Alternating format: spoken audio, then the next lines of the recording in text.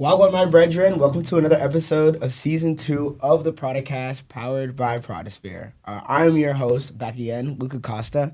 Prodisphere is the only AI algorithm-based evaluation platform for athletes' name, image, and likeness. We look to unleash talent and embrace potential every day.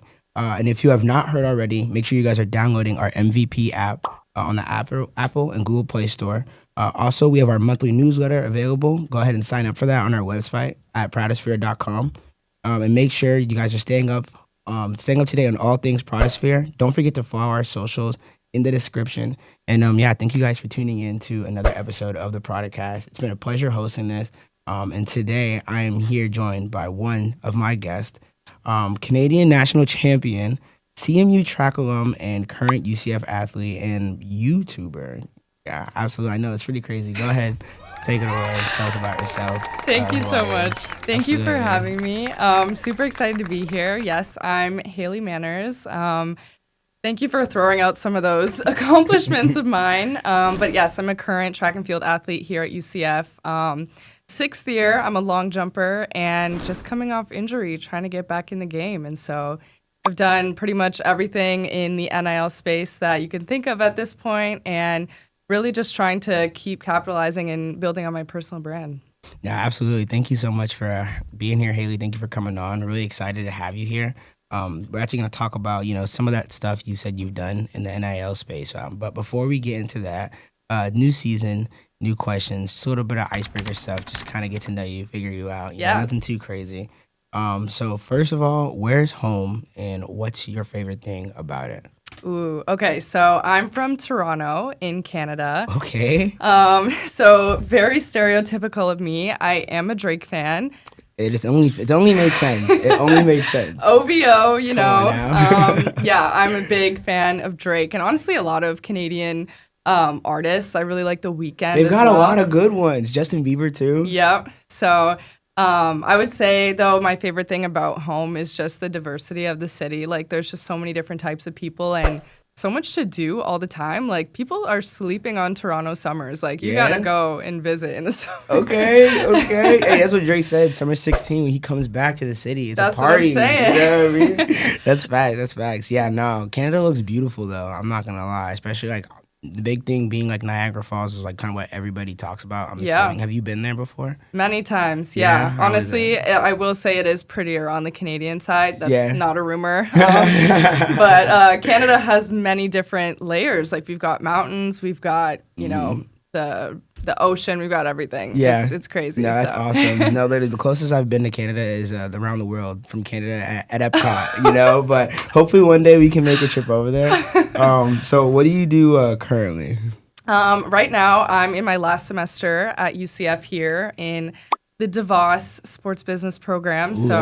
Pretty much just wrapping up 2 years of getting 2 master's degrees, which is insane. That's fire. I'm doing an internship right now with a company that actually shares like a ton of athlete NIL stories, which has been really rewarding. Really? It's called Fanword. So check it out. But that's fire. we share like a ton of athlete stories from all across different divisions, and it's been really cool to work with them on some of those projects. So that's super cool. That's awesome. And you mentioned DeVos, so you know Ralph then. Yes. Yeah, that's so cool. That's awesome. Yeah, small world. Yeah, no, if you guys haven't seen the episode with us and Ralph already, make sure you guys go check it out. It was actually the first one that we did. Oh, cool. But it's pretty crazy. So many connections, you know what I mean? Yeah, that's for wild. Sure. Okay, so where do you see yourself in 5 years? Ooh, that is a great question, especially because I'm trying to figure out where I'm going to be in the next 3 months. Facts, like, bro, the next hour, like. Yeah. No, but if I'm being honest, I have a lot of creative projects that I'm really excited about and kind of looking forward to. Not only in the next couple of months, but things that I'm hoping to build on in the next couple of years. I'm really big into social media, of course, so I'm hoping to continue to grow all of my platforms and just kind of capitalize on any opportunities that growing those platforms brings. Yeah. I've kind of seen it flourish right in front of my eyes, like the different things that social media can offer in terms of like connections and building your network, or even just getting into events because you know people from online. Like, it's kind of crazy. Yeah. So who knows where that'll take me in the next 5 years, but I also hope to kind of established myself a little bit in the sports business industry, whatever that may look like. That's and so then cool. I always tell people, like, I've always wanted to compete for Team Canada, so I'm going to keep working towards that. That'd be fire. Absolutely. You know, Yeah. you definitely got a will right there, you know, determination. And also, you know, it's not about what you know, it's about who you know. So definitely you can make some waves in some places. We're going to be hoping that, of course, you do represent Team Canada. You already have the national championship there, bro. We'll see. We'll see. But, okay, so kind of like our last, I guess, icebreaker question. But it's a new one that we've been like, it's like a big one we ask everyone, but this one's different. Okay. So, tell me about a time where you wanted to give up, and how did you feel, and what did you do to get past it? Okay. The first thing that honestly comes to mind is like a couple months ago. I have been dealing with injury, of course, ever since I got to UCF. Back in December of 2023, I tore my Achilles, which is like a devastating injury. My dad had the same thing. Really? Yeah, he ruptured his. Yeah, it's just like a brutal recovery time period. And unfortunately, in my case, like I had a weird complication where I ended up having another surgery like 9 months later. So it was kind of crazy. And coming off of that, I still felt relatively motivated to get back for this season. I was feeling pretty good, like beginning of January, and kind of getting back on the runway. So I was feeling super confident.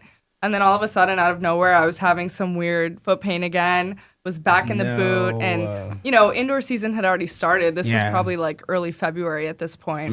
And that was when I kind of felt like, I was like, all right, should I wrap it up? Like, I've been at this for a year now, and, you know, nothing really seemed to be working. But honestly, what saved me is like habit stacking and focusing on the small things. Like, as cheesy as it sounds, it's such a real thing. And honestly, like having that same morning routine or things that I do, you know, right before a workout, I stacked those things and made sure that I stuck to it and went about it every single day. And now I can confidently say that that's what got me through that time, because it gave me something to kind of look forward to and accomplish, like, even though there's small things like, I don't know, taking my supplements in the morning, like, but that's making like, sure to that's do that. part of it, you know, like, it's like, it's a compound effect. There's, I don't know, like, the exact book about it, but I know there's a book and a study that talks about, like, how when you build up the little things, it helps you, like, achieve, obviously, the bigger things. And, like, success is, like, a compound, like, achievement of the little things. Absolutely. I mean? And that's exactly what kind of got me through that time, because now I've, you know, not only gotten through that kind of tough period, but I have those habits that I formed during that downtime that are helping me succeed now. So absolutely. No, that's super awesome. And obviously, you know, like being an athlete, you're not going to be the only person to have like have that feeling to where it's like, man, I want to give up, you know? So like, you speaking on that is definitely, you know, going to empower and definitely push some other people, you know, to think about what they can do in their moments of, you know, of need and of their times of being down and stuff like that. Right. But that's just kind of what we're going to get into today, more of your experiences. Just being a woman in sport, it is actually the last day of International Women's Month. Yeah. So who better to have on than someone who is currently, you know, making like strides and waves in NIL and stuff like that, but also just on the track and on the field and all that. But we're super grateful to have you on again. Like I appreciate it, as we mentioned earlier. But before UCF, you ran at CMU, right?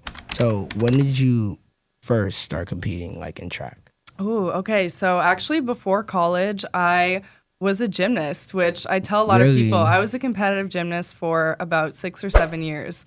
That was like through middle school, part of high school. It was my first love as a sport, but I had always kind of ran track and field throughout elementary. Like we always had like a 4x1 or, you know, hurdles, and I would hop in kind of one of the events that I just kind of, you know, nobody else was doing, or I had always just done it for fun. And then in high school, I was kind of like, well, I'm growing to like 5'9", 5'10" at this point. Like gymnastics is kind of out of the question. And track and field was just kind of like the other sport that I was really kind of in love with, I guess. I've always loved team sports, but there's something about individual sports where I can like control everything that I've always enjoyed. So I did triple jump for a long time and picked up long jump and had a really great year, my junior year of high school.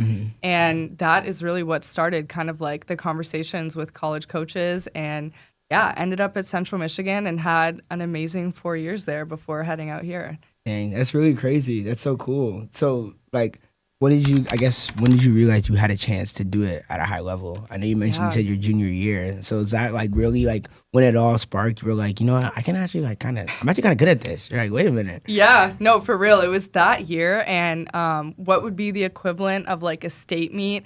We had our provincial meet. We called it OFSA. That was the meet where I kind of just popped off. Like I had a huge PR. And at the time, like juniors and seniors in high school, I'm pretty sure they still do it like this in Canada, but they compete in the same category. And so Really? I was running against, grade 11s and grade 12s. Oh, and dang. I ended up getting second in the entire province, which is like Yo, that's fire. for somebody who never really trained and like did Yeah. all that stuff, like I had a huge PR. And so that was the moment where I was like, okay, a couple coaches were coming up to me at that meet, Yo, and I was wait a like, minute. maybe I can be a college Right. athlete. Yeah, I'm kind of good at this. Like, I feel you. That's funny. That's so cool. So from gymnastics to track, I feel like those are not like maybe not comparable. Like, it's just so crazy to think like how different it is, the jump between them. Yeah. What's one of your favorite like memories like at a meet? Because I have friends who have done track and they all have their meet war stories. Like going to like that one like gas station within like in the middle of nowhere. It's the only gas station within like a 20-mile radius, and they go in there and they grab something. So like, what's one of your favorite stories at a meet? Yeah, you know what? I've had the privilege of going to a lot of really, really cool places. Yeah. But I would say, looking back on my experience at Central Michigan, because I've yet to travel with UCF. So most of my memories are still from CMU. That's but fine. I remember we went to a meet out in California. Yeah. And it was just like one of those super long travel days. And, we were flying from Detroit, Michigan. We had like a layover in Denver. Oh my goodness. Flew into like Ontario, California, or some random city. That's horrible. But it was just like, it was such a great meet because the track itself was like right in front of like a bunch of mountains. So like we had this gorgeous view while we were training and competing. That meet, I remember, like I had a huge PR as well, like my first big outdoor PR that I'd been waiting on for like weeks. And I hadn't PR'd outdoor in like a year, so it was just like a huge moment. And I remember having 2 other events that day. I think I ran the 4x1 and triple jumped or something like that. Dang. But I was just on such a high from my PR that I was like running around. I was just having a great celebrating, time. eating Chick-fil-A. Yeah, It was great. So No, I feel you. Do you know what school it was at? The meet was at? yeah, I was at Azusa Pacific, a Azusa D2 Pacific? school. Oh, Yeah. okay, bet. I'm gonna look it up, see if I can find a picture of it. It's a pretty big meet, honestly. Yeah, But because it sounds pretty. I'm not gonna lie. It sounds Yeah. super dope. I'm honestly like, I'm imagining right now like there's like that theater in California where it has like it's like literally a huge open dome, and there's like the mountainside. It's like one of the walls or something. Oh, okay. I can't think of it right now, but like Bill Burr performed there. It's a lot of famous people that have gone and Dang. like done stuff there. Okay. If I can find the video, I'm gonna find it. Yeah. But even though you like ended up switching, from gymnastics to track pretty late in your career, it definitely seems to like have worked out for you so far. Obviously you won a national championship in 2023 in Canada. You hold the long jump record at your high school of 5.9 meters. You won the 2022 indoor MAC championship where you PR'd 6.23 meters. Yeah. So, and obviously even like off the track, you're still doing like great stuff as well. You're a first generation graduate with 2 master's degrees. You recently, became a member of the NCAA and NIL Empower Program. Yes. Yeah, which is something we're gonna get into. That's For partnered sure. with Meta, which is super cool. Yeah. And also, you've got a growing YouTube channel. Congrats on 1K Thank subscribers and you. stuff like that. Yeah, no, you're doing your thing. You know what I mean? So like, what can you tell us about your mindset and how it drives you to put in work on the field, and also like just chasing those achievements off the field as well? Yeah, I just honestly, a lot of it is internal motivation that you can always be better. Like, I just feel like when you have kind of like some of that self-confidence instilled in yourself, and I feel like I've always just kind of known that I was meant to do big things. It's just like tapping into that and that feeling and really going after it. I think that's a big thing that drives me. I would say my family as well. Like, I just want to do the best that I can to not only help support them, but to make them proud and to be able to provide like really great experiences for all of my friends and family. So yeah. No, that's so true. That's fire. Yeah. And is your family originally from Canada as well, or? They are, yeah. They all live up there still. So I'm just the sister that moved out. No, I bet. Yeah. Do you have a lot of siblings, or? I have 2 younger sisters. See, so I'm the oldest of 3 as well too. Nice. Yeah, I have 2 younger brothers. So it's cool. like, yeah. So same dynamic. Exactly. So how do you feel like, like having your 2 younger siblings, like, they push you, obviously, they motivate you, and I guess like how does having that support system at home, how has it shaped Hayley? Yeah, how you are today? I mean, honestly, I've always kind of felt like taking on that role of like being a role model and an inspiration to my younger sisters is really important to me in terms of like the things that I do and making sure I'm setting a good example for them, and also being there to support them in whatever they do. I could shout both them out. They're both athletes in their own sports. One of them plays volleyball, just became like a national silver medalist back home. The other one is a superstar hooper. Like she's probably going to go play at UConn someday. So we all kind of have our own thing, but it's really cool to be that role model to, be able to support them. No, that is super cool. And especially now, like in the time period where like they're like not in college yet, right? But they're going to be in the college field, and where NIL is like so huge, especially as like, as a woman in NIL, it's like one of the growing fields. I think the 2 fastest growing fields right now for NIL are actually women's volleyball and women's basketball right now. Oh, wow. Okay. Yeah, which is pretty crazy. And so I know you're part of the NCAA NIL Empower Program. Yeah. What is that? Can you tell us a little bit, just about that and that experience and all that? Absolutely. Yeah. It's a really, really cool program that basically chooses 50 women across D1, D2, D3 schools, and it's basically women that are interested in furthering their personal brand, building off of that, capitalizing on NIL deals, and the NCAA's partnership with Meta actually provides like a ton of resources for us selected women to grow on Instagram and Facebook and Threads and WhatsApp, all the Meta-based platforms. So it was really cool to have like different virtual sessions where we would actually meet with all 50 girls. And, everyone would follow each other on all the platforms so we could help build each other up. But they would just teach us, like, the different ways to grow on Instagram and, like, how to capitalize, how to get verified, how to do all the things that, you kind of need to know and understand as a creator to be successful. So that part was really cool. And then they sent us PR, which was awesome. So no way. They, I guess, had a partnership with Lululemon. We all got scubas, and that's so fun. They had like a little NCAA logo on it, and then like the Ray-Ban Meta glasses. They sent us those. No way. So I've been experimenting with those glasses. They're very cool. That is super tough. Yeah. I'm not gonna lie. No, that's super cool. Yeah, and especially like with everything that's happening with the field, it's nice to have that mentor, that guidance. You know what I mean? Yeah. Especially like. It's all being so new, and like knowing that you're not going through it alone definitely like helps out and stuff too, and having that community, which is like also like part of what we're trying to do here, with Prodisphere and stuff like that with our app, which has got the brand marketplace, the player evaluation tool, which is like AI data driven, algorithm based, which is honestly super intuitive in my opinion.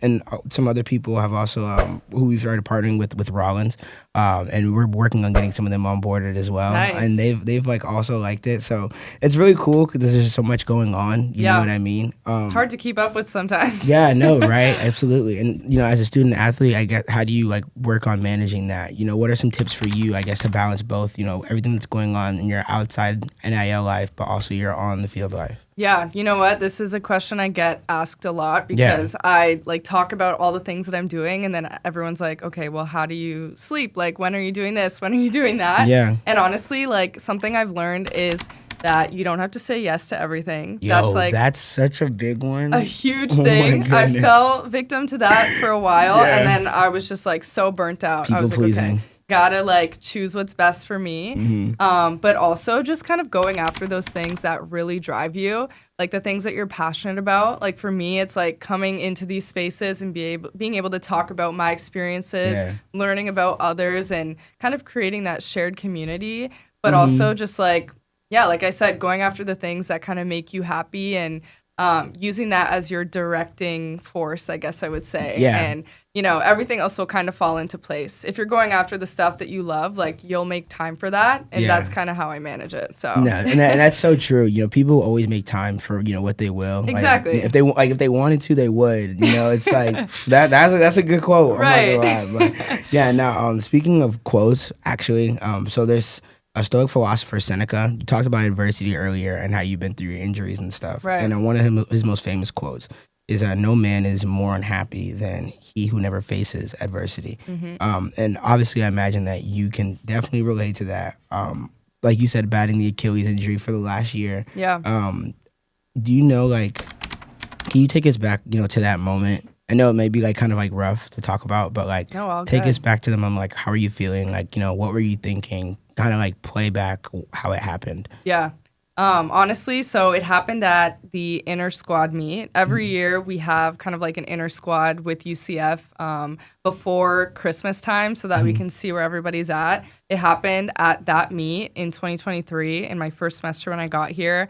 And honestly, like, I had been having such a great fall training season and I felt super strong, like ready to go. I was so ready to kind of showcase my talents at this new school. And unfortunately on the day, I think I was about 4 or 5 jumps in and I was coming down the runway. I hadn't even gotten to the pit yet, but I was just kind of like running so hard into the ground that one step, it kind of just popped. And it was just like one of those feelings where it's like, exactly what has happened.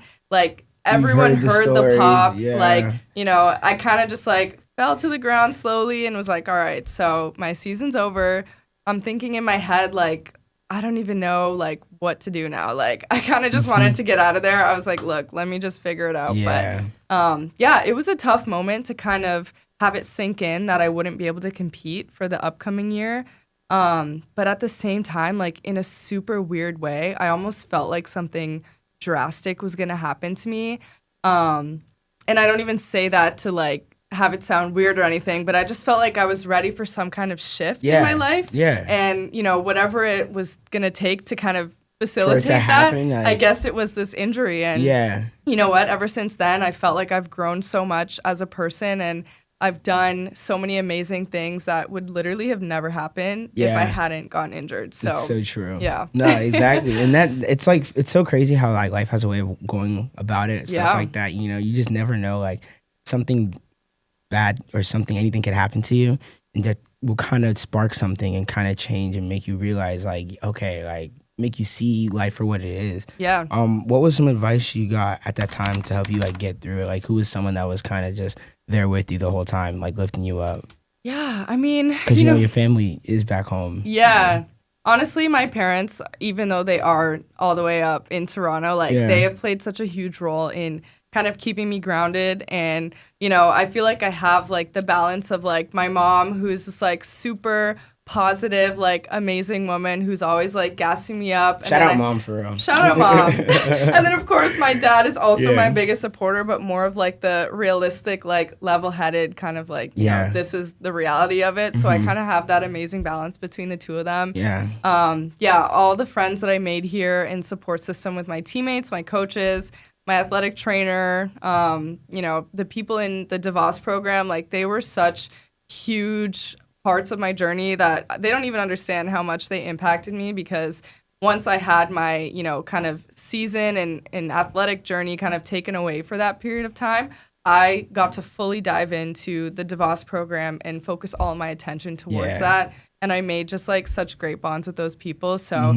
again, like when you think of a situation like that is quote unquote bad, like obviously injuring yourself sucks, but I looked at it a different way and so many good things ended up coming out of it. So you had to better yourself in other aspects. Exactly. Yeah. No, that's so facts. What would you, I guess, tell someone right now who's going through something similar, some sort of injury, a setback? What advice would you give to them to help them, push through? Yeah. On the motivation side, honestly, tap into things that you like to do outside of your sport. I feel like that's a huge one.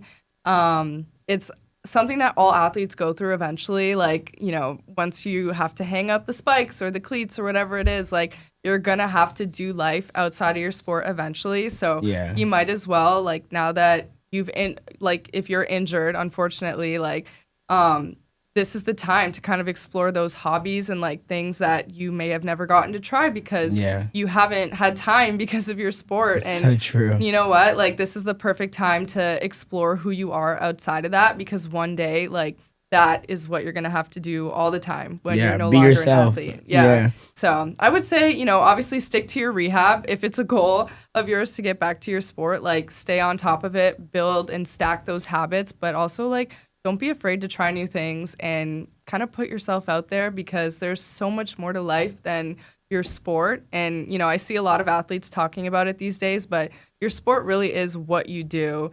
You know, it's not who you are. So just try to keep that in mind. That's so true. Yeah, and I feel like, too, like, as someone who is invested in sport, a lot of people forget that side. You know, it's like, my friend has a quote that she, like, wrote out to me all the time. It's like, you're a human being, not a human doing. Like, what you do doesn't define you. I love that. Yeah, I know. And I was like, yo, that's a bar. I was like, let me write that down. Like, that was really good. Yeah. No, that's super cool, though. And it's, like, so important to realize who you are and, you know yourself outside of your sport. For sure. But yeah, so seeing as, like I said, it's the last day of Women's History Month, I really do think we have a pretty good guest on today. Oh, thank you. No, for sure, yeah. So engagement actually with women's sports content has increased by 17.8% over the last year. Wow. And then 72% of women's social engagement, you know, is driven by individual athletes. So people like you who are working on their personal brand. Yeah. You know, making names for themselves. That's awesome. So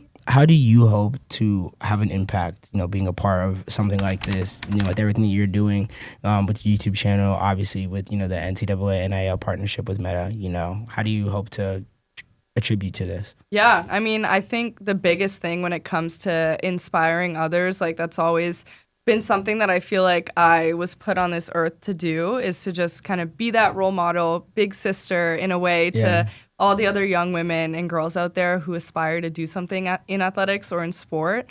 But yeah, I don't know. I feel like it's just like, I don't know. I just have so many like goals and aspirations that I feel like it's only right to go after them and inspire others to do the same. Life is very short, so it's just like, why not go after kind of the things that you hope to achieve in life? But combining kind of all the stuff between social media and athletics and, you know, the NIL stuff, I feel like it's also just a message to people out there that you can do it all. You can do them both. You can do everything you want to do. You know, again, going back to making time for the things that you love, like, if it's something that you truly are passionate about, like, you can do it, and nobody should be stopping you from getting after it. So yeah, no, absolutely. At the end of the day, you are your only limit. You know what I mean? Exactly. Yeah, that's so true. No, that's awesome. I guess what's something that I didn't ask you that you would like to share? It can be anything at all. Ooh, like related to sports or just kind whatever of anything? You want, anything I didn't ask you, whether it's a sports thing, if you want to shout out somebody, if there's a project you're working on, if mindset that you want to promote, it doesn't matter. Okay. Well, I always love the chance to, you know, promote my YouTube channel. As you said should. It a bunch. Go ahead. Subscribe, you know. Come on, tee up. Let's go, Hayley. Just posted a video the other day. Period. Every Sunday at 6 p.m. I try to get something out there.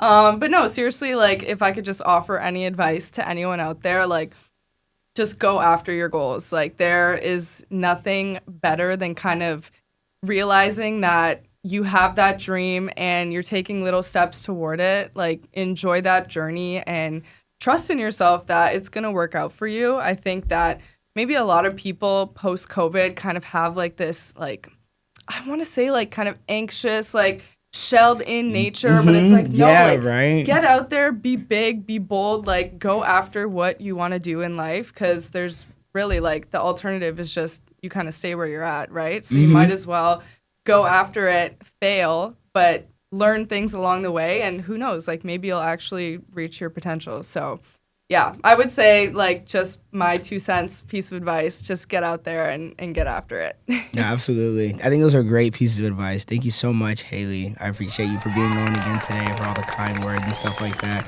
We have loved having you on today. Thank you for having me. Absolutely. It's been an absolute pleasure. Wish you all the best with your recovery. We saw you were in spikes for the first time the other day, though. Yeah. I did see that. So, listen, slowly but surely, one thing at a time. Yep. Make sure you guys follow Hayley on all of her socials. Make sure you guys follow her Instagram. Subscribe to the YouTube. You guys heard it. Yeah, go show love. We want to support all of our guests here on the Prodicast. Follow us on socials as well so you guys don't miss any updates. Make sure you guys subscribe to the YouTube. Follow us Instagram, Twitter, Facebook, all that good stuff. And don't forget to download our MVP app and sign up for our newsletter. That's been Hayley Manners. I've been your host, Luka Costa, and this has been the Prodicast. See you guys in a bit. Peace out, guys.